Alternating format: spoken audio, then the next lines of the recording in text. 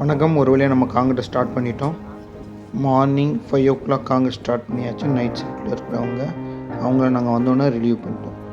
கடந்த 2 நாட்களாக கடல் அலையோட சீற்றம் அதிகமாகவே இருந்துச்சு. அதனால் இவங்களை ஜாக்கிரதையாக போட்டில் அனுப்பணும். இவங்க பேலன்ஸ் நமக்கு வச்சுட்டு போன காங்கிட்ட போரிங் பண்ணிவிட்டு நெக்ஸ்ட் ட்ரிப்காக வெயிட் பண்ணிகிட்டு இருந்தோம். லோடாகவும் அங்கேருந்து இன்ஃபர்மேஷன் நமக்கு கொடுத்தாங்க.